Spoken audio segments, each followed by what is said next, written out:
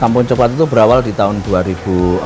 Waktu itu owner kami, Haji Khalid Mustafa itu setelah mengalami kebangkrutan. Dulu itu ternak ayam petelur. Jadi sebagaimana kita tahu bahwa Blitar itu memang menjadi salah satu supplier telur terbesar di Indonesia. Dan kita menjadi salah satu suppliernya. Beliau mengalami kebangkrutan karena virus, waktu itu ada yang masuk, virus flu burung masuk ke Indonesia. Akhirnya kolaps di tahun 2004. Disitulah kemudian beliau itu mendapati pohon kakao yang tadinya ditanam oleh mertua beliau itu tumbuh dan dibiarkan begitu saja.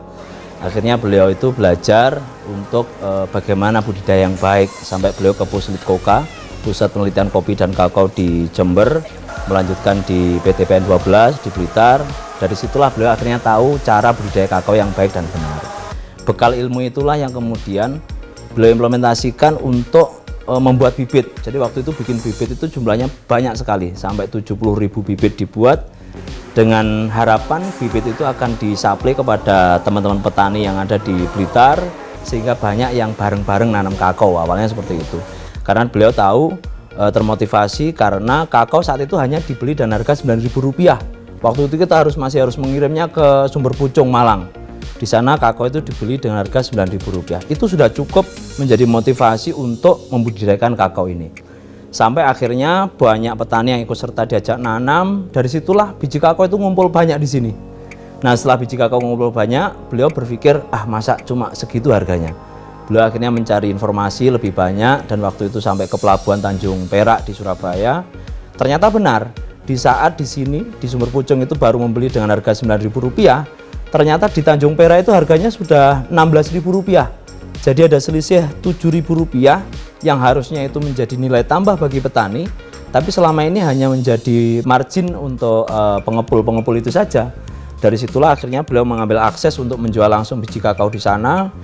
Dari harga yang lebih baik inilah yang kemudian menjadi daya tarik yang luar biasa, sehingga bagi para petani ini tidak hanya dari Blitar, akhirnya dari Madiun, dari Ponorogo, Trenggalek, kemudian Gunung Kidul, Jogja, bahkan Batang, Pekalongan itu berbondong-bondong ngirim kakao ke sini. Akhirnya biji kakao ini menjadi sangat banyak terkumpul di sini. Disitulah dari tadinya fokus di budidaya, akhirnya kita trading di tahun 2007. Kemudian berkembang, itu terus pesat. Kita dikenal waktu itu dengan istilah GS, itu akronim dari Gapoktan kita punya gabungan kelompok tani yang namanya adalah Guib Santoso, disingkat GS begitu. Sampai tahun 2013, Pak Khalid ini tergelitik untuk mencari tahu. Selama ini kita itu hanya memproduksi raw material, tapi kita nggak pernah tahu endingnya atau prosesnya sampai menjadi coklat. Disitulah beliau kemudian studi banding, karena beliau mensuplai salah satu pabrikan coklat di Bandung. Di sana beliau melihat bahwa ternyata coklat itu diproses demikian konvensional gitu. Orang masih manual membungkus coklat dengan tenaga manusia gitu. Dari situlah akhirnya terdorong untuk masa kita nggak bisa sih bikin coklat sendiri gitu. Akhirnya memutuskan kita beli mesin yang kecil. Jadi kalau di pabrikan besar mesin itu digunakan untuk riset ya sebelum diproduksi secara massal. Akhirnya beliau membeli mesin itu, dan alhamdulillah di tahun 2013 kita sudah berhasil memproduksi coklat sendiri. Dan waktu itu masih konvensional, kita pasarkan secara di lokal saja, di sekolah-sekolah, di kantin-kantin seperti itu. Sampai kemudian capaian tertinggi kita waktu itu kita menjual sampai di kita menjual di beberapa airport di dalam negeri. Namun ternyata kita masih apple to apple dengan produk yang sudah ada, itu kita masih berat untuk berkompetisi dengan yang sudah banyak diproduksi di Indonesia. Dari situlah kita berpikir keras bagaimana caranya agar orang-orang tidak sekedar membeli produk kita, tetapi mereka juga mendapatkan value lain berupa edukasi. Mereka tahu caranya memproses coklat dari mulai tumbuhan sampai menjadi coklat yang siap dimakan. Disitulah kita kemudian termotivasi untuk memberikan ilmu kita kepada masyarakat secara umum, karena kita tahu masyarakat Indonesia itu masih banyak yang belum tahu proses pembuatan coklat. Akhirnya kita membuat wisata edukasi yang akhirnya kita beri nama Kampung Coklat.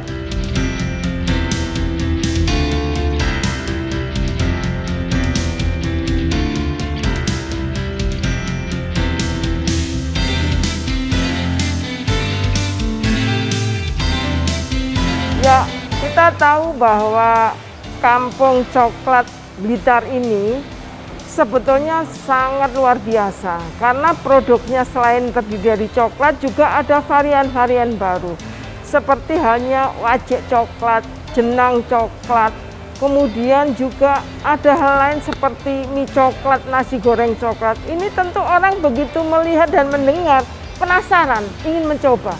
Karena itulah saya datang ke sini ingin membuktikan bahwa Kampung Coklat Blitar ini memang berbeda dengan yang ada di Jawa Timur. Di Jawa Timur ada banyak kampung coklat, contohnya di Mojokerto, di Lumajang, di Malang, dan beberapa lain lagi.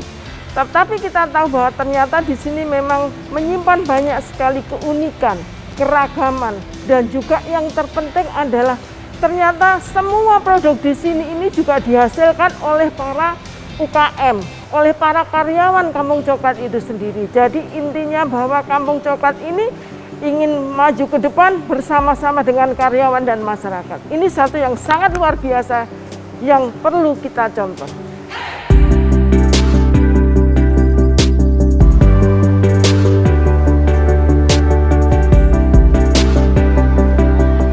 Hari ini kita menghadapi pandemi, tapi alhamdulillah kami masih diberikan kekuatan untuk mengawal perusahaan ini menjadi sedemikian rupa survive begitu. Justru ini menjadi momentum kita untuk terus membuat inovasi untuk baik di sektor pariwisatanya maupun produksinya. Terbukti hari ini permintaan produk kita itu sangat tinggi.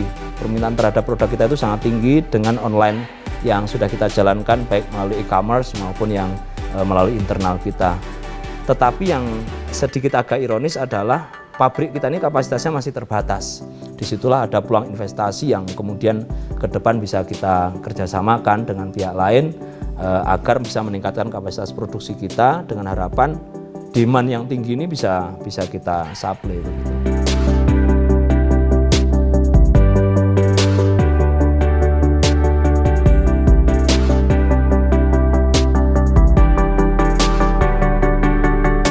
Prinsipnya adalah ketauladanan. Jadi hari ini kalau kita ingin memberikan sebuah perubahan kepada masyarakat, kita harus bisa hadir di depan memberikan sebuah contoh. Artinya tidak bisa masyarakat hanya kita berikan advice berupa verbal begitu, bahkan hanya dengan pelatihan tidak cukup. Kita harus betul-betul bisa memberikan contoh real di masyarakat. Ini loh, betapa kakao yang tadinya hanya memiliki value Rp9.000, tapi kalau kita bisa sungguh-sungguh ada value added di dalamnya, kita bisa hadirkan produk dari bahan yang sudah kita miliki ini. Nah, value added ini yang harusnya banyak terjadi di Indonesia. Ini baru satu komoditi. Bayangkan nanti dengan komoditi lain, kalau kemudian kita kembangkan, ada proses value added di masyarakat, dengan sendirinya kesejahteraan itu akan tercapai. Sehingga tidak ada lagi keluhan petani yang kemudian mengeluhkan pupuk mahal, harga jual produk mereka rendah. Ini karena tidak ada proses value added. Kampung Coklat Blitar ini berbeda dengan kampung coklat yang ada di Mojokerto, Lumajang maupun di Malang.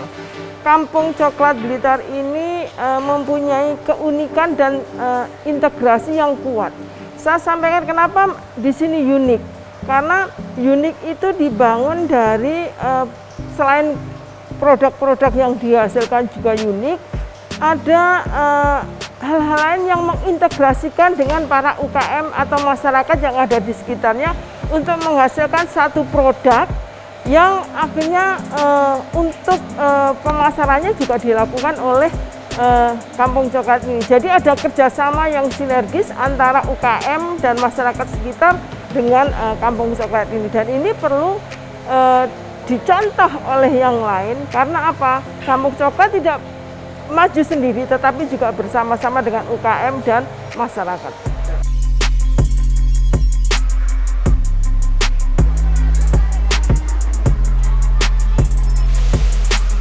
Kita hari ini mendorong masyarakat untuk menghadirkan produk yang betul-betul original. Taste-nya itu betul-betul terasa. Jadi kalau masyarakat kita itu pernah berkunjung ke Eropa, misalnya ke Swiss, ke Finland, ke Belanda misalnya, mereka mendapati coklat yang lezat di sana, mereka akan mendapatkan pengalaman yang sama ketika menikmati coklat kita. Kenapa? Karena kita menghadirkan produk yang original, produk yang betul-betul asli bahannya dari Indonesia. Ini yang sesungguhnya yang menjadi daya saing kita di situ. Karena kita dekat raw material, kita bisa memprosesnya sendiri sehingga kita bisa membuat sebuah produk berkualitas dengan cost yang rendah yang mampu bersaing dengan produk-produk dari luar negeri. Tapi sayangnya brand image yang muncul di masyarakat kita itu masih coklat lezat dari mana? Eropa, dari Swiss, dari Belgia, dari Finland. Yang notabene-nya mereka adalah bukan negara tropis yang tidak menghasilkan raw material kakao. Jadi sampai hari ini Belgia, Swiss itu masih impor raw materialnya. Kita bisa bayangkan kalau kita stop ekspor biji kakao kita ke luar negeri, maka mereka pasti akan kekurangan bahan.